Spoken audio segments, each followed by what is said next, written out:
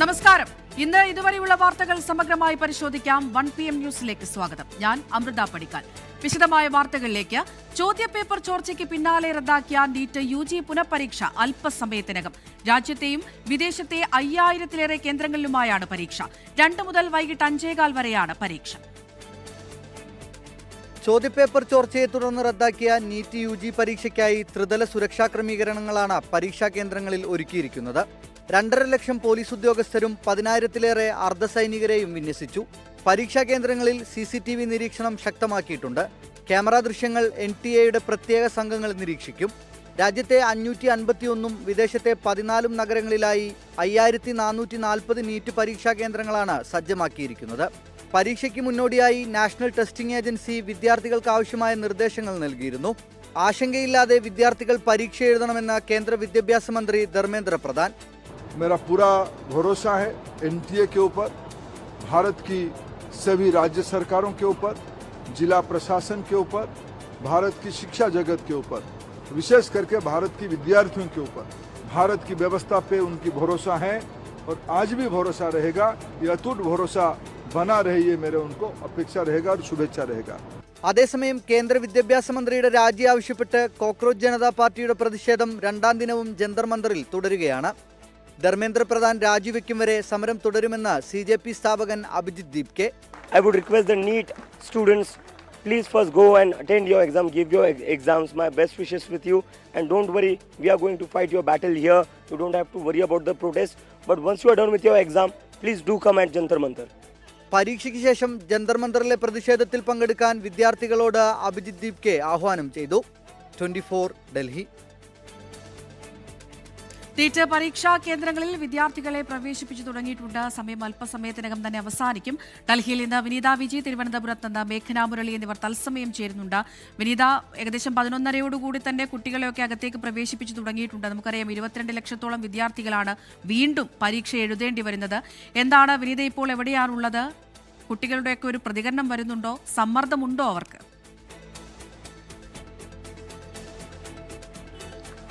അമൃത, ഞാനിപ്പോൾ ഉള്ളത് ഡൽഹിയിലെ കേന്ദ്ര വിദ്യാലയയിലാണ്. ഡൽഹി ക്യാൻഡിലെ കേന്ദ്ര വിദ്യാലയമാണ്. ഇവിടെ സെന്ററാണ്. വിദ്യാർത്ഥികളൊക്കെ തന്നെ ഇപ്പോൾ നമുക്ക് ദൃശ്യങ്ങളിൽ കാണാൻ കഴിയുന്ന പോലെ തന്നെ അവർ ഈ സെന്ററിലേക്ക് പ്രവേശിക്കുന്ന ദൃശ്യങ്ങളാണ് നമുക്ക് കാണാൻ കഴിയുന്നത്. പരിശോധനകളെല്ലാം പൂർത്തിയാക്കി വിദ്യാർത്ഥികൾ ഈ സെന്ററിലേക്ക് പ്രവേശിക്കുകയാണ്. ഒപ്പം ഏറ്റവും പ്രധാനമായി പറയേണ്ടത്, ഇനി ഏതാണ്ട് 20 മിനിറ്റ് മാത്രമാണ് വിദ്യാർത്ഥികൾക്ക് ബാക്കിയുള്ളത്. അതിനു മുൻപ് അവർ സെന്ററുകൾക്കുള്ളിലേക്ക് കയറണമെന്നുള്ളതാണ്. ഞാനിപ്പോൾ നിൽക്കുന്ന സെന്ററിന് പുറത്തേക്ക് വരുമ്പോൾ നമുക്ക് ദൃശ്യങ്ങളിൽ കാണാൻ കഴിയുന്നുണ്ട്. നാഷണൽ ടെസ്റ്റിംഗ് ഏജൻസി NTA-യുടെ ഒരു ക്ലോക്ക് ഇങ്ങനെ സജ്ജീകരിച്ചിരിക്കുകയാണ്. ഈ ക്ലോക്കിന്റെ സമയം കൃത്യം 1:30 എത്തുന്നതോടുകൂടി ഈ മെയിൻ ഗേറ്റ് അടയ്ക്കുമെന്നാണ് നിർദ്ദേശം നൽകിയിരിക്കുന്നത്. അതിന് മുന്നോടിയായി വിദ്യാർത്ഥികൾ പരിശോധനകളെല്ലാം പൂർത്തിയാക്കി ഉള്ളിലേക്ക് കയറുന്ന ദൃശ്യമാണ് നമുക്ക് കാണാൻ കഴിയുന്നത്. അവർ പരിശോധനയൊക്കെ പൂർത്തിയാക്കി പരീക്ഷ തയ്യാറെടുപ്പുമൊക്കെയായി ബന്ധപ്പെട്ട് മുന്നോട്ട് പോവുകയാണ്. അതുകൊണ്ട് നമുക്ക് ഒരുപക്ഷെ ചിലർക്ക് ആശങ്കയൊക്കെ ഉണ്ട് എന്ന് നേരത്തെ നമ്മളുമായൊക്കെ സംസാരിച്ചപ്പോൾ പറഞ്ഞിട്ടുണ്ടായിരുന്നു. ഏതാണെങ്കിലും അവർക്കൊപ്പം എത്തിയ രക്ഷകർത്താക്കൾ ഇപ്പോഴും പുറത്ത് തുടരുന്നുണ്ട്. NTA സംബന്ധിച്ചിടത്തോളം ഒരുപാട് വിവാദങ്ങളും പരീക്ഷാ ചോദ്യപേപ്പർ ചോർച്ചയും ഒക്കെ നേരിട്ടതിന് ശേഷം നടത്തുന്ന പുനഃപരീക്ഷയാണ്. അതുകൊണ്ട് തന്നെ അത്തരത്തിലോളം കരുതൽ തന്നെയാണ് ഏർപ്പെടുത്തിയിരിക്കുന്നത്. അത്രത്തോളം സുരക്ഷാ ക്രമീകരണങ്ങൾ ഏർപ്പെടുത്തിയിട്ടുണ്ട്. ഞാനിപ്പോൾ നിൽക്കുന്ന ഈ സെന്ററിന് ഒരു ത്രിതല സുരക്ഷാ ക്രമീകരണം തന്നെ എല്ലായിടത്തും ഒരുക്കിയിട്ടുണ്ട് എന്ന് NTA പറയുന്നുണ്ട്. തിരുവനന്തപുരത്തേക്ക് പോയാൽ അവിടെ മേഘന മുരളിയുണ്ട്. മേഘന, എന്താണ് തിരുവനന്തപുരത്ത് നിന്നുള്ള വിവരങ്ങൾ? അമൃത, ഞാനിപ്പോൾ നിൽക്കുന്നത് തിരുവനന്തപുരം ജില്ലയിൽ തന്നെ ഏറ്റവും കൂടുതൽ വിദ്യാർത്ഥികൾ പരീക്ഷ എഴുതുന്ന പട്ടം സെന്റ് മേരീസ് ഹയർ സെക്കൻഡറി സ്കൂളിലാണ്. ഇവിടെ അവസാന നിമിഷത്തിൽ വിദ്യാർത്ഥികൾ പരീക്ഷാ കേന്ദ്രത്തിലേക്ക് കയറിപ്പോകുന്ന കാഴ്ചയാണ്, ദൃശ്യങ്ങളാണ് കാണുന്നത്. അവർ എല്ലാ വിധത്തിലുമുള്ള തയ്യാറെടുപ്പുകൾ നടത്തി പരീക്ഷാ കേന്ദ്രത്തിലേക്ക് കയറുന്നു. കർശന സുരക്ഷയും ഇവിടെ ഒരുക്കിയിട്ടുണ്ട്. ഇവിടെ ഈ മെയിൻ എൻട്രൻസ് കടന്ന് ഇവിടുത്തെ പരിശോധനയ്ക്ക് ശേഷം വീണ്ടും ഒരു പരിശോധനയ്ക്ക് ശേഷമായിരിക്കും വിദ്യാർത്ഥികൾ പരീക്ഷാ റൂമിലേക്ക്, ഹാളിലേക്ക് കയറുന്നുണ്ടാവുക എന്നുള്ളതാണ്. വിദ്യാർത്ഥികളെ സംബന്ധിച്ച് അവർക്ക് ചെറിയ ആശങ്കകളൊക്കെ ഉണ്ട്. പക്ഷേ അതൊക്കെ പരിഹരിച്ച് അവർ മുന്നോട്ട് പോകുന്നു. അവർ നന്നായി പരീക്ഷ എഴുതുമെന്ന് തന്നെയാണ് എല്ലാ വിദ്യാർത്ഥികളും പ്രതീക്ഷ പങ്കുവയ്ക്കുകയും ചെയ്യുന്നത്. കുട്ടികളുടെ കൂടെ വന്ന നിരവധി രക്ഷിതാക്കളെയും ഒക്കെ ഇവിടെ കാണുന്നുണ്ട്. അവരും പറയുന്നത്, പലരും ഈ പരീക്ഷയൊക്കെ കഴിഞ്ഞല്ലോ എന്ന് പറഞ്ഞ് റിലാക്സ് ആയിരിക്കുന്ന സമയത്താണ് വീണ്ടും പരീക്ഷ ഉണ്ടാവുകയും ചെയ്യുന്നത്. ചേട്ടാ, കുട്ടി കയറിയോ? കയറിയായിരുന്നു. ആശങ്ക ഉണ്ടായിരുന്നോ? ആശങ്ക ഉണ്ട്, വലിയ പ്രശ്നമല്ല. ഇത് ഒഴിവായാലും ബുദ്ധിമുട്ടുണ്ട്. പരീക്ഷ ക്യാൻസൽ ചെയ്തതിൽ അമൃത, അങ്ങനെ തന്നെയാണ്. പലരും ബുദ്ധിമുട്ടുകൾ പങ്കുവയ്ക്കുന്നു. പക്ഷേ അവരെ സംബന്ധിച്ചിടത്തോളം, കുട്ടികളെ സംബന്ധിച്ചിടത്തോളം അവർക്ക് ഈ പുനഃപരീക്ഷ എഴുതിയേ മതിയാകും. അതുകൊണ്ട് തന്നെ അവർ എഴുതുന്നു. ഇനി കുറച്ച് നിമിഷങ്ങൾ മാത്രം ബാക്കി. ഇനി ആരെങ്കിലും ഓടിക്കയറി പരീക്ഷാ ഹാളിലേക്ക് കയറാനുണ്ടാകുമോ എന്നൊക്കെ അടക്കമാണ് അതെ, കാത്തിരിക്കുന്നത്. ഇനിയിപ്പോൾ വളരെ കുറച്ച് സമയം മാത്രമാണ് ഉള്ളത്. അല്പസമയത്തിനകം തന്നെ ആ സമയം അവസാനിക്കും. വിവരങ്ങളാണ് ഡൽഹിയിൽ നിന്ന് വിനീത വിജി, തിരുവനന്തപുരത്ത് നിന്ന് മേഘന മുരളി എന്നിവർ പങ്കുവച്ചത്. മാസപ്പടി കേസിൽ പ്രതിപക്ഷ നേതാവ് പിണറായി വിജയന്റെ മകൾ വീണ ടിയെ വീണ്ടും ചോദ്യം ചെയ്യാൻ ഇടി. ഈ മാസം 29-ന് ഹാജരാകാനാണ് നിർദ്ദേശം.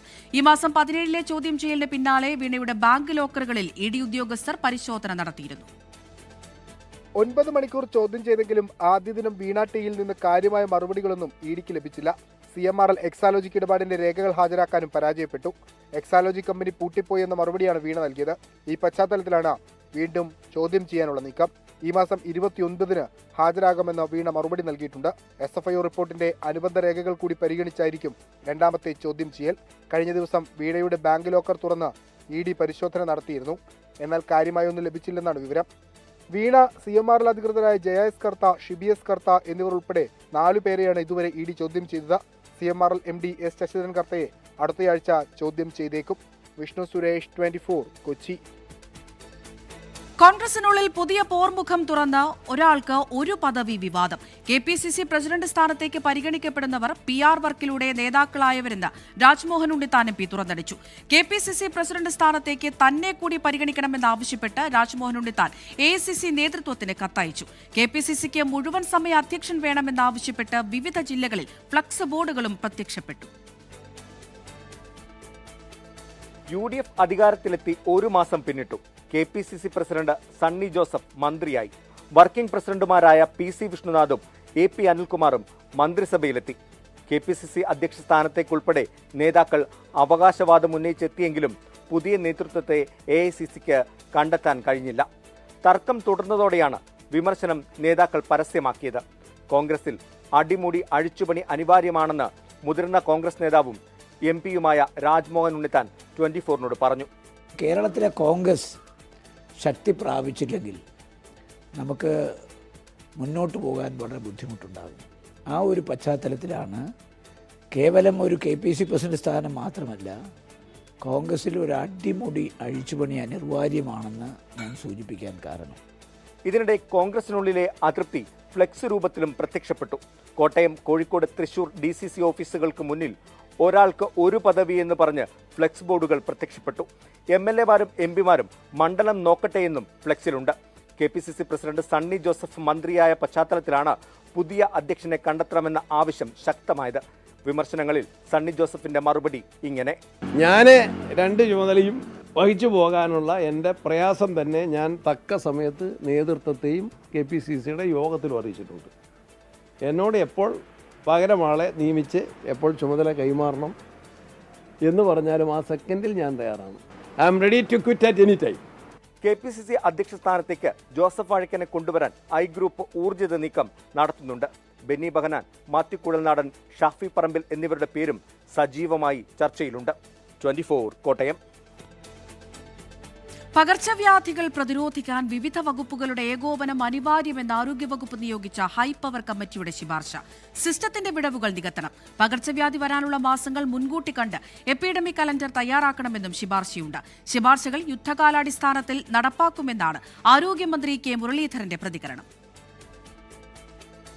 സിസ്റ്റം ശരിയല്ലെന്നും സിസ്റ്റത്തിലെ വിടവ് നികത്തണമെന്നും പകർച്ചവ്യാധി പ്രതിരോധത്തിനായി ആരോഗ്യവകുപ്പ് രൂപീകരിച്ച ഹൈപ്പവർ കമ്മിറ്റി ശുപാർശ ചെയ്യുന്നു. രോഗസംബന്ധമായ വിവരങ്ങൾ നൽകുന്ന ആരോഗ്യവകുപ്പിന്റെ പോർട്ടലുകൾ ജനകീയമാക്കണം. ജില്ലാ കോർഡിനേറ്റർമാർ വഴിയും ആശാപ്രവർത്തകർ വഴിയും വിവരങ്ങൾ ജനങ്ങളിലേക്ക് എത്തിക്കണം. സ്വകാര്യ ആശുപത്രികളിൽ നിന്നുള്ള രോഗവിവര കണക്കുകൾ കൂടി ഔദ്യോഗികമാക്കണം. കൃത്യമായ വിവരം അടിസ്ഥാനപ്പെടുത്തി പദ്ധതി ആസൂത്രണം ചെയ്താലേ പ്രതിരോധ നടപടികൾ ഫലപ്രദമാകൂവെന്നാണ് ഹൈപ്പവർ കമ്മിറ്റിയുടെ ശുപാർശ. സംസ്ഥാനത്താകെ എപ്പിഡമിക് കലണ്ടർ ലഭ്യമാക്കണമെന്നും ശുപാർശയുണ്ട്. ഹൈപ്പവർ കമ്മിറ്റിയുടെ റിപ്പോർട്ട് അനുസരിച്ച് തയ്യാറാക്കും. അതിൻ്റെ ഭാഗമായിട്ടാണ് ഡ്രൈ ഡേ ആചരിക്കാൻ തീരുമാനിച്ചത്. ഡ്രൈ ഡേ എന്ന് പറയുമ്പോൾ വെള്ളിയാഴ്ച വിദ്യാലയങ്ങളിലും ശനിയാഴ്ച ഓഫീസുകളിലും ഞായറാഴ്ച വീടുകളിലും ഈ പദ്ധതി നടപ്പാക്കാനാണ് ഇപ്പോൾ തീരുമാനമെടുത്തിട്ടുള്ളത്. സംസ്ഥാനത്ത് പകർച്ചവ്യാധി വ്യാപനം രൂക്ഷമായി തുടരുകയാണ്. 13,187 പേരാണ് പകർച്ചപ്പനി ബാധിച്ച് ഇന്നലെ സംസ്ഥാനത്തെ സർക്കാർ ആശുപത്രികളിൽ ചികിത്സ തേടിയത്. ഡെങ്കിപ്പനി, ഷിഗല്ല, എലിപ്പനി, മഞ്ഞപ്പിത്തം കേസുകളിലും വർധനയുണ്ട്. പകർച്ചവ്യാധി പ്രതിരോധത്തിന്റെ ഭാഗമായി ഇന്ന് വീടുകളിൽ ഡ്രൈ ഡേ ആചരിക്കുകയാണ്. ശുചീകരണത്തിന്റെ പ്രാധാന്യം ജനങ്ങളിലേക്ക് എത്തിക്കുന്നതിനായി കവടിയാർ ജവഹർ നഗറിലെ വസതിക്ക് സമീപം ആരോഗ്യമന്ത്രി വീടുകൾ കയറി. ഡോക്ടർ SS ലാൽ അധ്യക്ഷനായ ഹൈപ്പവർ കമ്മിറ്റിയുടെ ശുപാർശകൾ ആരോഗ്യമന്ത്രി കെ മുരളീധരന് കൈമാറും. പരിശോധനയ്ക്ക് ശേഷം മന്ത്രി ഇത് അന്തിമമാക്കും. അലക്സ് റാം മുഹമ്മദ്, 24, തിരുവനന്തപുരം. ആരോഗ്യ ഡയറക്ടർ സ്ഥാനത്തെ കസേര കളിക്ക് പിന്നാലെ സംസ്ഥാനത്തെ മെഡിക്കൽ കോളേജുകളിലും ഭരണ പ്രതിസന്ധി. പ്രിൻസിപ്പൽമാരുടെ സ്ഥലം മാറ്റം മരവിപ്പിച്ച കേരള അഡ്മിനിസ്ട്രേറ്റീവ് ട്രൈബ്യൂണൽ ഉത്തരവ് നടപ്പായില്ല. ഇപ്പോഴും ചുമതലയിലുള്ളത് മരവിപ്പിച്ച ഉത്തരവ് പ്രകാരമുള്ള പ്രിൻസിപ്പൽമാരാണ്. ജൂൺ 2-നാണ് സംസ്ഥാനത്തെ വിവിധ മെഡിക്കൽ കോളേജുകളിലെ പ്രിൻസിപ്പൽമാരെ സ്ഥലം മാറ്റിക്കൊണ്ട് സർക്കാർ ഉത്തരവിറക്കിയത്. എന്നാൽ മണിക്കൂറുകൾക്കകം 2 പ്രിൻസിപ്പൽമാരുടെ പരാതിയെ തുടർന്ന് കേരള അഡ്മിനിസ്ട്രേറ്റീവ് ട്രൈബ്യൂണൽ സ്ഥലം മാറ്റം മരവിപ്പിച്ചു. ദിവസങ്ങൾ കഴിഞ്ഞിട്ടും ട്രൈബ്യൂണൽ ഉത്തരവ് സർക്കാർ നടപ്പിലാക്കിയില്ല. തിരുവനന്തപുരം മെഡിക്കൽ കോളേജ് പ്രിൻസിപ്പലായി ഡോക്ടർ രഞ്ജു രവീന്ദ്രനാണ് ചുമതലയിലുള്ളത്. ഇടുക്കി, വയനാട്, മഞ്ചേരി, കോന്നി, എറണാകുളം, തൃശൂർ അടക്കമുള്ള മെഡിക്കൽ കോളേജുകളിലും സമാനമായ സാഹചര്യം നിലനിൽക്കുന്നുണ്ട്. അതേസമയം സർക്കാർ ഉത്തരവ് പ്രകാരം പാരിപ്പള്ളി മെഡിക്കൽ കോളേജ് പ്രിൻസിപ്പലാകേണ്ടിയിരുന്ന ഡോക്ടർ ഇന്ദു PS ചുമതല ഏറ്റെടുത്തിട്ടില്ല. സ്ഥാനം ഒഴിഞ്ഞുകിടക്കുകയാണ്. പുതിയ പ്രിൻസിപ്പൽമാരോട് സ്ഥാനത്ത് തുടരാനാണ് സർക്കാർ നിർദ്ദേശം നൽകിയിരിക്കുന്നത്. ട്രൈബ്യൂണൽ ഉത്തരവ് അംഗീകരിക്കില്ല എന്നാണ് സർക്കാർ നിലപാട്. ഉത്തരവ് ചോദ്യം ചെയ്ത് ഹൈക്കോടതിയെ സമീപിച്ചിട്ടുണ്ട്. ആരോഗ്യവകുപ്പ് ഡയറക്ടർ സ്ഥാനത്തെ ചൊല്ലിയുള്ള കസേരകളിക്ക് പിന്നാലെയാണ് മെഡിക്കൽ കോളേജുകളിലെ പ്രതിസന്ധി. 24, തിരുവനന്തപുരം. 24 super exclusive. വിഴിഞ്ഞം തുറമുഖ പദ്ധതി മറയാക്കി 300 കോടിയുടെ തട്ടിപ്പിന് നീക്കം നടത്തിയ പ്രതി സൽമാനുൽ ഫാരിസ് സിനിമാ താരങ്ങളെയും ചതിക്കുഴിയിൽ വീഴ്ത്താൻ ശ്രമിച്ചു. സൽമാനിൽ നിന്നുണ്ടായ ദുരനുഭവം തെന്നിന്ത്യൻ നടി നേഹ സക്സേന 24നോട് വെളിപ്പെടുത്തി. പോലീസിൽ പരാതി നൽകിയതിന് പിന്നാലെ മോർഫ് ചെയ്ത നഗ്ന ദൃശ്യങ്ങൾ ഇമെയിൽ വഴി അയച്ച് ഭീഷണിപ്പെടുത്തിയെന്നാണ് വെളിപ്പെടുത്തൽ.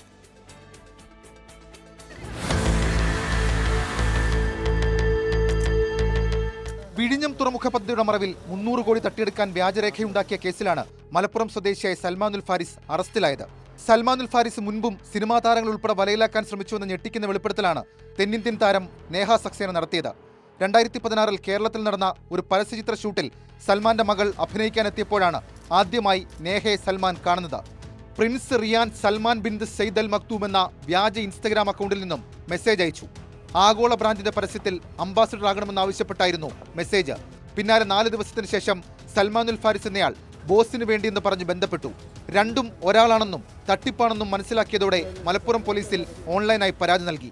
Hi ma'am, you are my boss friend. എന്റെ ബോസിന്റെ പേരാണ് പ്രിൻസ് റിയാൻ. അപ്പോൾ എനിക്ക് മനസ്സിലായി he is also somewhere connected with this man prince Riyan, or he is the same person.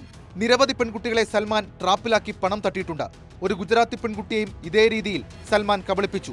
Muhammad bin Ali എന്ന ഖത്തർ സ്വദേശിയുടെ ചിത്രങ്ങൾ ഉപയോഗിച്ചായിരുന്നു ഇയാളുടെ തട്ടിപ്പ്. മുഹമ്മദ് ബിൻ അലിയെ കണ്ടെത്തി ഇക്കാര്യം അറിയിച്ചിരുന്നതായും നേഹ സക്സേന പറയുന്നു. ഇക്കാര്യങ്ങൾക്ക് പിന്നാലെ ഇമെയിൽ വഴി തന്റെയും മാതാവിന്റെയും മോർഫ് ചെയ്ത നഗ്ന ദൃശ്യങ്ങൾ അയച്ച് ഭീഷണിപ്പെടുത്തുന്നതായും Neha Saxena. Same to same emails I am getting. If you do not cooperate with us, we will rape you. We will kidnap you. We will give you to a terrorist camp. We will kill your mother and we will destroy your career. പിന്നെ അതിന്റെ അറ്റാച്ച്മെന്റ്സിലെ എന്റെ അമ്മയുടെ മോഫ്റ്റ് photos and ഒരു AI generated videos അത് attached ആണ്. Neha സക്സേനയുടെ വെളിപ്പെടുത്തലിലും police വിവരശേഖരണം ആരംഭിച്ചിട്ടുണ്ട്. വ്യാജരേഖാ കേസിൽ അറസ്റ്റിലായ സൽമാനുൽ ഫാരിസ് നിലവിൽ റിമാൻഡിലാണ്. ഷഫീദ് റൌത്തർ, 24, തിരുവനന്തപുരം. ബാലവേല ചെയ്യിപ്പിച്ച പ്രായപൂർത്തിയാകാത്ത കുട്ടികളെ മർദ്ദിച്ച പത്തനംതിട്ട ഓമല്ലൂരിലെ സ്നേഹത്തണൽ വൃദ്ധസദനത്തിന് പൂട്ടുവീഴും. സ്ഥാപനത്തിന്റെ അംഗീകാരം റദ്ദാക്കാനുള്ള നടപടികളിലേക്ക് സാമൂഹ്യനീതി വകുപ്പ് കടന്നു. സ്ഥാപനം അടച്ചുപൂട്ടണമെന്നാവശ്യപ്പെട്ട് ഓമല്ലൂരിലെ എലോഹിം ഗ്ലോബൽ വേർഷിപ്പ് സെന്ററിന് മുന്നിൽ BJP പ്രവർത്തകർ പ്രതിഷേധിച്ചു. അടുത്ത ചൊവ്വാഴ്ച തിരുവനന്തപുരത്ത് ചേരുന്ന ഓർഫനേജ് കൺട്രോൾ ബോർഡ് യോഗം സ്നേഹത്തണൽ വൃദ്ധസ്ഥാപനത്തിന്റെ അംഗീകാരം റദ്ദാക്കാനുള്ള നടപടികളിലേക്ക് കടക്കും. ജില്ലാ സാമൂഹികനീതി വകുപ്പ് ഓഫീസറുടെ റിപ്പോർട്ടിന്റെ അടിസ്ഥാനത്തിലായിരിക്കും നീക്കം. വൃദ്ധസദനത്തിൽ ശാരീരിക പീഡനം ഉൾപ്പെടെയുള്ള പരാതികൾ ശരിവെച്ചായിരുന്നു സാമൂഹ്യനീതി വകുപ്പിന്റെ റിപ്പോർട്ട്. എന്നാൽ പുറത്തുവന്ന വിവരങ്ങൾ വസ്തുതാവിരുദ്ധമെന്ന് സ്ഥാപന ഉടമ പാസ്റ്റർ ബിനു വാഴമുട്ടം. ബഹുമാനപ്പെട്ട പഞ്ചായത്ത് പ്രസിഡന്റ് വളരെ ഗൂഢമായിട്ടുള്ള പഞ്ചായത്ത് പ്രസിഡന്റ് നേരിട്ട് തന്നെ വെല്ലുവിളിച്ച് പറഞ്ഞു, ബിനു വാഴമുട്ടത്തെ ആരാധന നടത്താൻ സമ്മതിക്കില്ല. പഞ്ചായത്ത് പ്രസിഡന്റ് ബഹുമാനപ്പെട്ട ആതിര മാഡം എന്നോട് കൃത്യമായി പറഞ്ഞു, നിങ്ങളെ ഇവിടെ ആരാധിക്കാൻ സമ്മതിക്കില്ല. ഇതാണ് അവരുടെ ഗൂഢമായ തന്ത്രം. അതിനവർക്ക് വീണ് കിട്ടിയ ഒരു അവസരം, അത് മാക്സിമം. എലോഹിം വർഷിപ്പിൽ ആരാധനയുടെ മറവിൽ നടക്കുന്നത് മനുഷ്യപീഡനമാണെന്ന് ആരോപിച്ച് BJP പ്രവർത്തകർ പ്രതിഷേധിച്ചു. ആരാധനാ കേന്ദ്രത്തിന് മുന്നിൽ വിശ്വാസികളും പ്രതിഷേധക്കാരും മുഖാമുഖം വന്നതോടെ പോലീസിന് ഇടപെടേണ്ടി വന്നു.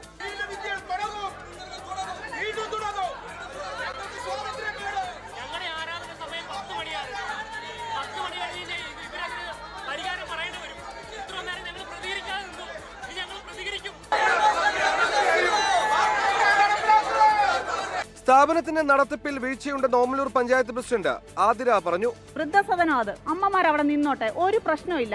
കാരണം എന്ന് വെച്ചാൽ നമ്മുടെ ഇവിടെ വന്ന് ഒരു 15ഉം 18ഉം വയസ്സുള്ള കുഞ്ഞുങ്ങളെ കൊണ്ടുവന്ന് എന്തിനാ ജോലി എന്ന് പറഞ്ഞിട്ട് അതുങ്ങളെ വൃദ്ധസദനത്തിൽ 17 വയസ്സുള്ള പിള്ളേർ എന്തിനു വന്നു? സ്ഥാപനത്തിനെതിരെ കൂടുതൽ നിയമ നടപടിയുമായി മുന്നോട്ടു പോകുമെന്ന് പഞ്ചായത്ത് അറിയിച്ചു. CWC നടത്തിയ കണ്ടെത്തലിലും സ്ഥാപനത്തിൽ വീഴ്ചകളുള്ളതായി തെളിഞ്ഞിരുന്നു. കഴിഞ്ഞ ദിവസം അറസ്റ്റിലായ 3 പ്രതികളെ റിമാൻഡ് ചെയ്തു. 24 പത്തനംതിട്ട. വിവാദങ്ങൾക്കും ചേരിപ്പോരുകൾക്കുമിടയിൽ ചലച്ചിത്ര അഭിനേതാക്കളുടെ സംഘടന അമ്മയുടെ ജനറൽ ബോഡി യോഗം ചേരുകയാണ്. തെറ്റുകൾ ഏറ്റുപറഞ്ഞ് ഇപ്പോഴത്തെ നേതൃത്വം സ്ഥാനമൊഴിയണമെന്നാവശ്യപ്പെട്ട് ഒരു വിഭാഗം അവിശ്വാസ പ്രമേയം കൊണ്ടുവന്നു. അമ്മയുടെ ഭാരവാഹികൾക്കെതിരെ പരാതി ഉന്നയിച്ച നടി ഹൻസിബ യോഗത്തിനെത്തിയിട്ടുണ്ട്. സമീപകാലത്തൊന്നുമില്ലാത്ത വൻ പ്രതിസന്ധിയാണ് ചലച്ചിത്ര അഭിനേതാക്കളുടെ സംഘടന അമ്മ നേരിടുന്നത്. നേതൃത്വത്തിനെതിരെ ഒരു വിഭാഗത്തിന്റെ പടപ്പുറപ്പാട്, കൂടാതെ ഗ്രൂപ്പിസവും കൈവിട്ട നിലയിലുള്ള പിണക്കങ്ങളും. ഇന്നത്തെ ജനറൽ ബോഡി യോഗത്തിൽ നേതൃത്വം സ്ഥാനമൊഴിയണമെന്നാവശ്യപ്പെട്ടാണ് ഒരു വിഭാഗത്തിന്റെ അവിശ്വാസ പ്രമേയം. എക്സിക്യൂട്ടീവ് അംഗങ്ങളുടെ വഴക്ക് പറഞ്ഞു തീർക്കാനായില്ല, സംഘടനയ്ക്ക് തന്നെ അവമതിപ്പുണ്ടാക്കി, നിരുപാധികം മാപ്പ് പറഞ്ഞ് ശ്വേത മേനോൻ അധ്യക്ഷയായുള്ള എക്സിക്യൂട്ടീവ് കമ്മിറ്റി സ്ഥാനമൊഴിയണം എന്ന് അവിശ്വാസ പ്രമേയത്തിൽ പറയുന്നു. ഇതിനായി ഒരു വിഭാഗം അംഗങ്ങളുടെ ഒപ്പുശേഖരണവും നടത്തിയിട്ടുണ്ട്. പകർപ്പ് 24 പുറത്തുവിട്ടു. അമ്മയുടെ മാനദണ്ഡങ്ങൾക്ക് വിരുദ്ധമായി മാധ്യമങ്ങളിൽ പ്രതികരിച്ചു എന്നത് ചൂണ്ടിക്കാട്ടി അൻസിബയ്ക്ക് നോട്ടീസ് നൽകിയിരുന്നു. ഈ കാരണം കാണിക്കൽ നോട്ടീസിന് ഇതുവരെ അൻസിബ മറുപടി നൽകിയിട്ടില്ല. അൻസിബ, ലക്ഷ്മിപ്രിയ, ട്രഷറർ സ്ഥാനത്ത് നിന്ന് മാറ്റി നിർത്തിയ ഉണ്ണി ശിവപാൽ, നീന കുറുപ്പ് എന്നിവരെല്ലാം യോഗത്തിനെത്തിയിട്ടുണ്ട്. എന്നാൽ ആസിഫ് അലിയും ടൊവിനോയും ഉൾപ്പെടെയുള്ള യുവതാരങ്ങൾ യോഗത്തിന് വന്നിട്ടില്ല. ഒരംഗത്തിന് 1500 രൂപ പെൻഷൻ വർദ്ധിപ്പിക്കാൻ യോഗത്തിൽ തീരുമാനമായിട്ടുണ്ട്. 24 കൊച്ചി. ആരോഗ്യകരമായ വാർദ്ധക്യത്തിന് യോഗ എന്ന സന്ദേശവുമായി 12ാമത് അന്താരാഷ്ട്ര യോഗാ ദിനം. രാഷ്ട്രപതി ദ്രൗപദി മുർമു, പ്രധാനമന്ത്രി നരേന്ദ്രമോദി എന്നിവർ വിവിധയിടങ്ങളിൽ യോഗാദിനത്തിന് നേതൃത്വം നൽകി. സംസ്ഥാനത്തും യോഗാദിനം വിപുലമായി ആഘോഷിച്ചു. ശാരീരിക മാനസിക ക്ഷേമം, വൈകാരിക പ്രതിരോധം, സജീവമായ വാർദ്ധക്യം എന്നിവയിൽ യോഗയുടെ പങ്കെടുത്തു കാണിക്കുകയാണ് ഈ വർഷത്തെ യോഗാദിനത്തിന്റെ പ്രമേയം. മധ്യപ്രദേശിലെ ജബൽപൂരിൽ രാഷ്ട്രപതി ദ്രൗപദി മുർമു യോഗാദിനാഘോഷത്തിന്റെ ഭാഗമായി. കൊൽക്കത്തയിലെ റെഡ് റോഡിൽ യോഗാദിനാഘോഷത്തിൽ പ്രധാനമന്ത്രി നരേന്ദ്രമോദി പങ്കെടുത്തു. ലോകത്തെ ഏറ്റവും വലിയ സാമൂഹിക ആഘോഷമായി യോഗ മാറിയെന്ന് പ്രധാനമന്ത്രി. 21 जून का ये दिन पृथ्वी के कुछ भूभाग पर साल में सबसे लंबी अवधि का दिन होता है और अंतर्राष्ट्रीय योग दिवस के कारण 21 जून का ये दिन विश्व के सबसे बड़े सामूहिक उत्सव का दिन भी बन गया है. വിവിധയിടങ്ങളിൽ യോഗാദിനാഘോഷങ്ങൾക്ക് കേന്ദ്രമന്ത്രിമാർ ഉൾപ്പെടെ പങ്കെടുത്തു. സംസ്ഥാനത്ത് യോഗാദിനാഘോഷം തിരുവനന്തപുരത്ത് ആരോഗ്യമന്ത്രി കെ മുരളീധരൻ ഉദ്ഘാടനം ചെയ്തു. യോഗയ്ക്ക് ജാതിയോ മതമോ വർണ്ണവിവേചനമോ ഇല്ലെന്ന് മന്ത്രി. സത്യം പറഞ്ഞാൽ യോഗയ്ക്ക് ജാതിയോ മതമോ അല്ലെങ്കിൽ മറ്റ് വർണ്ണവിവേചനങ്ങളൊന്നുമില്ല. എല്ലാവർക്കും അനുഷ്ഠിക്കാവുന്ന, ആരോഗ്യം നിലനിർത്താവുന്ന ഒരു സംവിധാനമാണ് യോഗ എന്ന് പറയുന്നത്. ആലപ്പുഴ ഹരിപ്പാട് ആയുർവേദ മെഡിക്കൽ അസോസിയേഷന്റെയും നഗരസഭയുടെയും നേതൃത്വത്തിൽ നടത്തിയ യോഗാദിനാഘോഷം ആഭ്യന്തരമന്ത്രി രമേശ് ചെന്നിത്തല ഉദ്ഘാടനം ചെയ്തു. സർക്കാർ സ്ഥാപനങ്ങളുടെയും സ്വകാര്യ സ്ഥാപനങ്ങളുടെയും നേതൃത്വത്തിൽ രാജ്യത്തെമ്പാടും യോഗാദിനാഘോഷങ്ങൾ സംഘടിപ്പിച്ചു.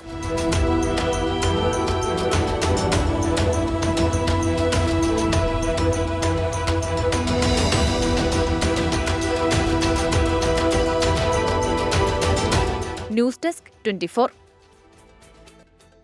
ഫിഫ ലോകകപ്പ് ചരിത്രത്തിലെ ആദ്യ പോയിന്റ് സ്വന്തമാക്കി ക്യുറസാവോ. ഇക്വഡോറിനെ ഗോൾ രഹിത സമനിലയിൽ തളച്ചാണ് ലോകകപ്പ് ചരിത്രത്തിലെ ഏറ്റവും കുഞ്ഞൻ രാജ്യമായ ക്യുറസാവോ ടീമിന്റെ ചരിത്രത്തിലെ ആദ്യ പോയിന്റ് സ്വന്തമാക്കിയത്. ലിയോണൽ മെസ്സിയുടെ ഗോളടിയിൽ ഇളകിമറിഞ്ഞ കാൻസസ് സിറ്റി സ്റ്റേഡിയത്തിൽ ഗോളില്ലാത്തതിന്റെ പേരിലൊരു ആഘോഷം. ഇരമ്പിയാർത്തെത്തിയ ഇക്വഡോറിനെതിരെ 90 മിനിറ്റ് കോട്ടകെട്ടി നിന്ന എലോയ് റൂമും പടയാളികളും 1 പോയിന്റുമായി കാൻസസ് വിടുന്നു. കാൽപന്തുകളിയുടെ മഹാവേദിയിൽ ആദ്യമായി പന്തു തട്ടാനെത്തുന്ന ക്യൂറസാവോക്കാർക്ക് ആ 1 പോയിന്റ് ലോകകപ്പ് നേട്ടത്തിന് തുല്യം. ലാറ്റിൻ അമേരിക്കൻ മേഖലയിൽ നിന്ന് ബ്രസീലിനും യുറുഗ്വേക്കും കൊളംബിയയ്ക്കും മുമ്പേ ലോകകപ്പിന് ടിക്കറ്റ് എടുത്ത ഇക്വഡോർ ക്യൂറസാവോക്കെതിരെ ഗോൾ മഴ പെയ്യിക്കുമെന്നായിരുന്നു പലരുടെയും പ്രതീക്ഷ. എന്നാൽ പ്രതിരോധ നിരക്കാരും ഗോൾ കീപ്പർ എലോയ് റൂം എന്ന 37-കാരനും മതിലായി മാറിയപ്പോൾ ഇക്വഡോറിന് തോൽവിയോളം പോന്ന സമനില സമ്മതിക്കേണ്ടി വന്നു. എന്നർ വലൻസിയയും മൊയ്സസ് കൈസൈഡോയും ഒക്കെ ഉൾപ്പെടുന്ന ഇക്വഡോർ 27 തവണയാണ് ക്യൂറസാവോക്കെതിരെ പന്ത് തൊടുത്തത്. ഇതിൽ 15ഉം on target. No room for goal എന്ന എലോയ് റൂമിന്റെ ദൃഢനിശ്ചയത്തിന് മുന്നിൽ ഇതൊന്നും ഗോൾ ലൈൻ കടന്നില്ല. ലോകകപ്പ് ചരിത്രത്തിൽ ഏറ്റവും കൂടുതൽ സേവ് നടത്തുന്ന 2ാമത്തെ ഗോളി എന്ന നേട്ടം റൂമിന് സ്വന്തം. 90 മിനിറ്റ് കളിയുടെ മാത്രം കണക്കെടുക്കുകയാണെങ്കിൽ ഈ ക്യൂറസാവോക്കാരനാണ് ലിസ്റ്റിലെ 1ാമൻ. ഗ്രൂപ്പ് ഇയിൽ നിന്ന് ജർമ്മനി മാത്രമാണ് നോക്കൌട്ട് ഉറപ്പിച്ചത്. ഐവറി കോസ്റ്റിനും ഇക്വഡോറിനുമൊപ്പം ക്യൂറസാവോയ്ക്കും സാധ്യത തുറന്നു കിടക്കുന്നു. വെള്ളിയാഴ്ച ഐവറി കോസ്റ്റിനെ തോൽപ്പിച്ചാൽ ലോകകപ്പ് കളിക്കുന്ന ഏറ്റവും കുഞ്ഞൻ രാജ്യമെന്നതിനപ്പുറം വലിയ നേട്ടങ്ങളിലെത്തും ക്യൂറസാവോ. World cup desk 24. റിപ്പോർട്ടോടെ 1 PM ന്യൂസ് പൂർണ്ണമാകുന്നു.